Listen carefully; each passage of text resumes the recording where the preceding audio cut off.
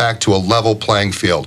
And if you don't do that, you lose. And you lose bad. And Wesley goes to prison for 16 years. Well, I have a view of the law, not that I'm a lawyer, but I've studied it a bit, that even if somebody's guilty, if the system cheats, the danger of the system cheating is more dangerous than a guilty person not going to jail. Oh, there's no question about that. And that's why the discovery violations and the cascading misconduct into federal courts particularly is crucially important to stop and to remedy.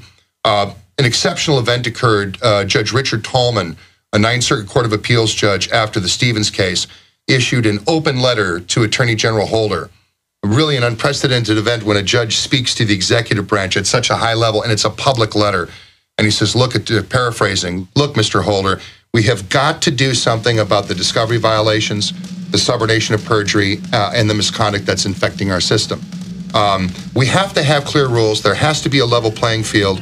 That old axiom that we learn as school children is vitally important. We would let a number of guilty men go free rather than sacrifice the rights of an innocent man. That's our system. What separates us from despotic systems. Amazing. Robert G. Bernhoft and Joe Bannister, both of them here with us. We'll give you their website straight ahead. We're on the march. The empire's on the... We got a lot of stuff to talk about. The websites to check out are agentfortruth.com. That's Joe Bannister's. And there's Robert or Bob G. Bernhoft's website, bernhoftlaw.com. And I can tell you, if I ever have the collection agency for the Private Federal Reserve come after me, I know who I'm going to get right over here. I hope I can get him. You were telling me that I was saying, boy, I bet killing is their business and business is good for them.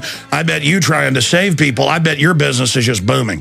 You know, it is, and it's a bit of a mental torture because business is business, and in making a living, there's nothing to apologize for making a living. But it's grueling too. It is. It takes its toll, and you deal with a lot of human road meat, the gristmill of the government. They grind people up, spit them out, don't look back. And it's particularly in trials where you have convictions. Those are extraordinarily difficult. You get to know people very well over a 2-3 year period. And if there's not a good outcome at trial, you don't sleep very well for a very, very long time. I remember the good ones, and there have been plenty of those. Because it's like a fight, isn't it? I mean, it's absolute. And if you lose as a man, you really feel like you lost. Oh, yeah. I disappear for several weeks after any trial, win, lose, or draw. I just got to disappear for a while and get my head together. You know, we use sort of symbolism of combat. It is. I called up the government in a case the other day. I said, boys, you all ready to sheathe your swords and stop the bloodletting? They were kind of shocked by that, and they kind of paused for 10 or 15 minutes. And I mean, but that's what it is. Trials are combat. And I tell my clients, some of them really want to charge forward to trial, and there's too much machismo going on. And I say, look, a couple of things I want to mention. Number one, there's going to be blood everywhere, and we're going to measure the victors by the buckets of blood. That's reality at trials. And secondly, I always get to go home after the trials. So you have to have a sense of humility. It's better to win the war strategically by never getting to the battlefield. Oh, no question. And, of course, we do a lot of representation that nobody sees, doesn't make the news, where we're helping people out of audits, collection, criminal investigations. Just letting the IRS know, hey, go pick on somebody else. Well, I think there is an element to that because, you know, we practice aggressively but collegially and professionally, and I think my counterparts in the government that are opposite me respect that. So, yeah, I think we do help our clients just by entering the fray and solving problems rather than just trial work. We do a ton of other stuff that nobody sees, but... Yeah, I've noticed that because I've got a really good lawyer here in town, and it just immediately gets people's attention. A lot of times, pretty big operation stuff comes up from time to time. Immediately, if you have a small lawyer, I mean, you know that, but for the audience, I'm just telling them that it really does matter. Well, it does matter, and the other thing is that we're not, you know, increasingly a huge percentage of federal criminal indictments are resolved by plea agreement, and there's a huge coercion from the sentencing guidelines. I mean, you've got a businessman, he's indicted for tax. If he gets dinged with a felony count at trial, he does 7 to 8 years. Maybe the plea's 18 months, 24 months. So this has a hugely coercive effect to get pleas. Now, when we come to a case, we do trials. We're not afraid of trials, and we win a lot of our trials. So immediately, our government counterparts understand, okay, this isn't going to be a bagman plea case. This case could go to trial, and they start counting their cost and their risk. You know, what's the problem? Yeah, they'd rather feed on a bunch of innocent old ladies, ruin their lives, grab wedding rings off their fingers, you know, just let them commit suicide, than actually go up against people that'll fight back. Absolutely. They operate like muggers. Well, easy targets. When you have a predator type of system, that those predators will go after the easy targets because it's the path of least resistance. And well, you know what you're talking about, because I've just experienced this 17 years on air and getting out there and doing stuff in the, you know, up against these crooks, and that's how I see it. Some of them are Dudley Do-Rights, from my experience, who are stupid and are made fun of by the higher-ups. That's really how this works. But these are just criminals on the top that know exactly what they're doing, and I don't know how they sleep at night, wrecking the families, doing the things they've done to people. Yeah, you know, the rationalization, justification for putting people in prison for double digits over tax. By the way, we're the only country of the so-called civilized industrial nations that has criminal tax at all. Criminal tax is the exception. Now, Russia, former Soviet Union, Russia, North Korea, China, you know, there's a wonderful series of countries that have a criminal tax regime. That's not good company. We should not have criminal tax in the United States. That's my next question for you, and Joe, pop in any time. You know, they grab the kids in Russia, the orphans, train them to be tax enforcers, and they beat you up as well. So I guess it's the only country worse than us. Well, I mean, you're the expert. Is Russia worse than the U.S.? Yeah, well, the Russian tax police, that's a whole different world. Really a mafia, I mean.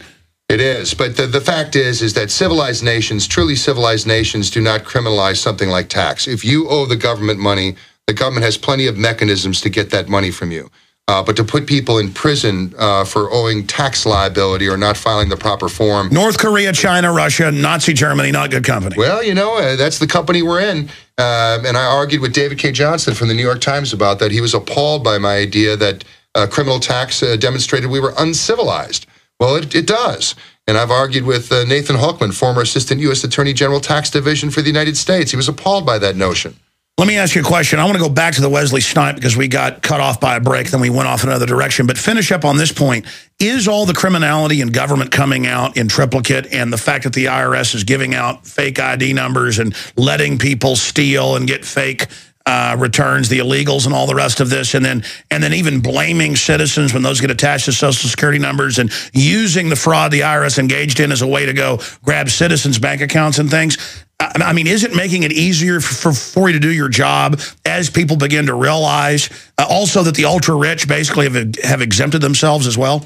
I think there is a general awareness, you know, and I'm not going to do an explicitly political thing. I like dissenters. I want more dissenters in America. I want more people that are going to rock the boat. So the Tea Party movement for me was a good thing because it showed that there could be a vibrant, robust political movement that wasn't party-centric. It doesn't matter whether I endorse what they believe or not. I like the Communist Workers. I like the Socialist Workers Party. I want people that are going to rock the boat and diselect Democrats and Republicans.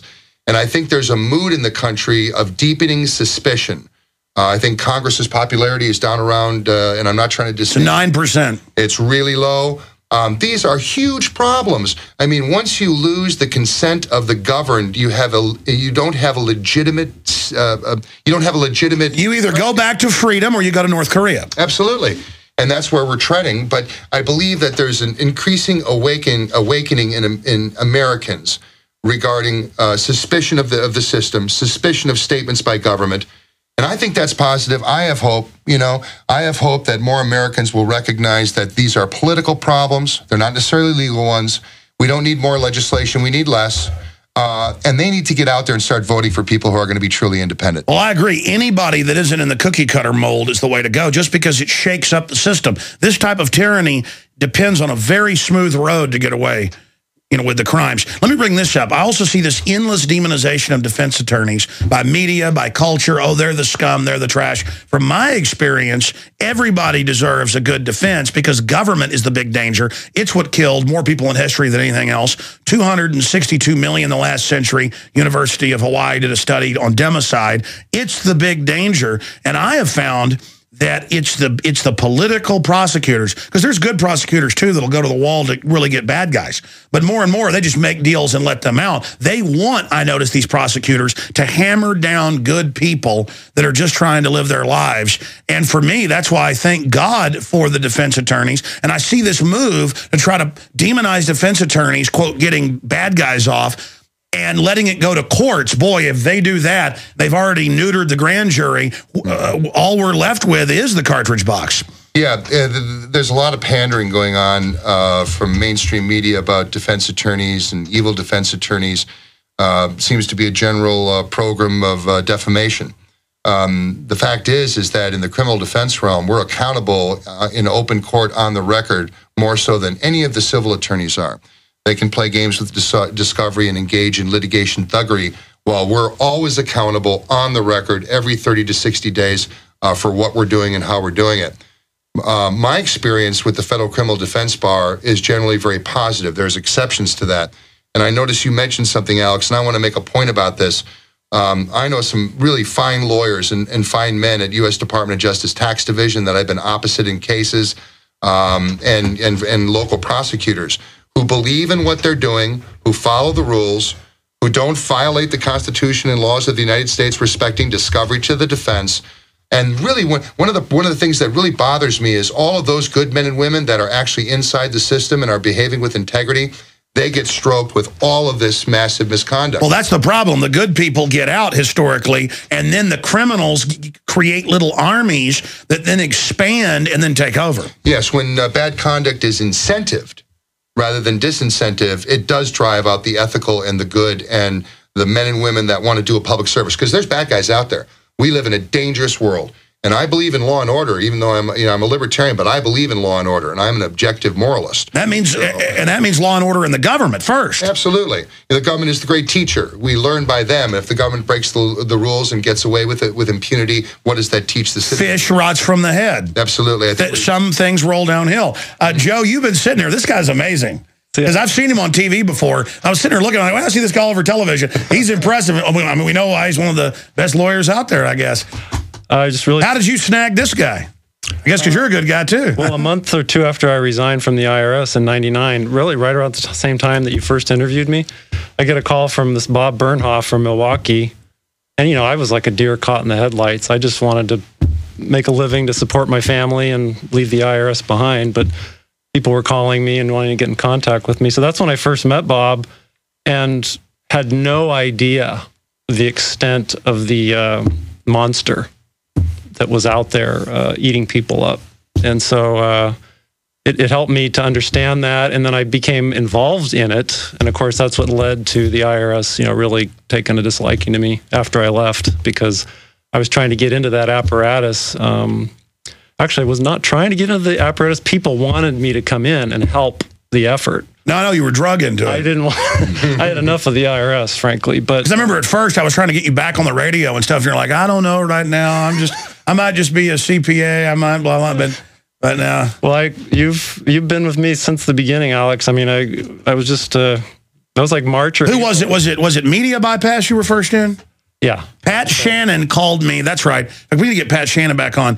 He was on my radio show talking about Oklahoma City being a staged event, and he said, "Hey, I'm doing a story on this, Treasury agent who investigated things and woke things up. You ought to talk to him." And I said, "Okay, well, what's his number?" And so I had gone out and interviewed you by the time his newspaper article or magazine article came out.